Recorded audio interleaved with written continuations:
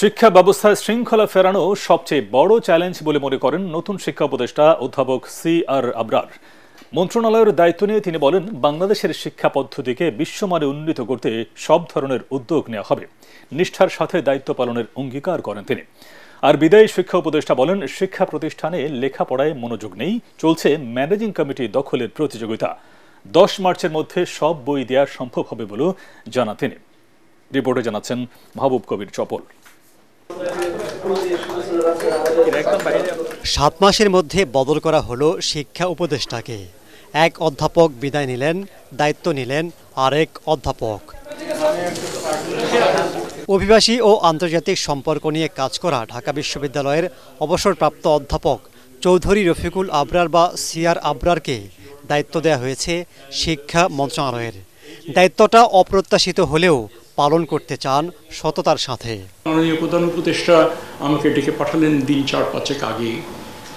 অন্যান্য অনেক কথা, মালয়েশিয়ান শ্রমবাজার নিয়ে কথা হলো, অন্যান্য অনেক কথার পরে উনি যখন বললেন যে স্যার এই দায়িত্ব আর পালন করতে চাচ্ছেন না, প্রধান উপদেষ্টা আমাকে বললেন যে এই দায়িত্বটা আমি গ্রহণ করে আমি রীতিমতো অবাক হয়েছি।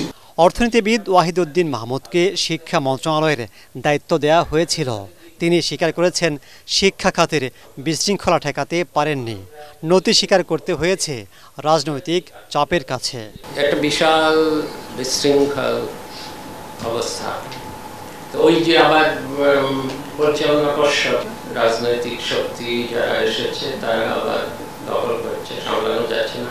যারা স্কুলের ম্যানেজিং কমিটিতে আসতে চান তাদের অনেকে স্কুলের পাশে না।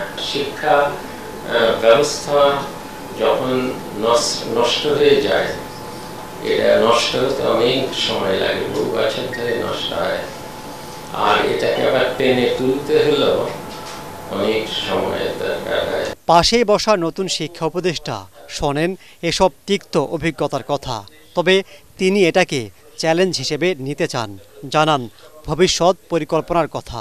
মাননীয় প্রধান উপদেষ্টা যখন আমাকে এই দায়িত্ব দিলেন, আমি মনে করি যে এটা একটা ইটস এ চ্যালেঞ্জ। উনি আমাকে এটাও বলছেন যে সময় মধ্যে দায়িত্বটা নিচ্ছ, আমরা তো স্যারের কাছ থেকে শুনলামই কি টালমাটাল সমস্যার মধ্যে তিনি এই টিমকে নিয়ে তিনি এই দায়িত্ব পালন করেছেন। আমি এমন শিক্ষা ব্যবস্থার স্বপ্ন দেখি যেখানে আমাদের ছাত্রছাত্রীরা দেশের ভেতরেই তাদের ভবিষ্যৎ দেখতে পাবে এবং বাংলাদেশ থেকেই বিশ্বকে নেতৃত্ব দেবে। তবে অল্প সময়ে তিনি কতটা পরিবর্তন করতে পারবেন সেদিকেই তাকিয়ে আছেন দেশের মানুষ। একদিনে হবে না, 1 বছরে হবে না, 10। মাহবুব কবির চপল, ATN বাংলা, ঢাকা।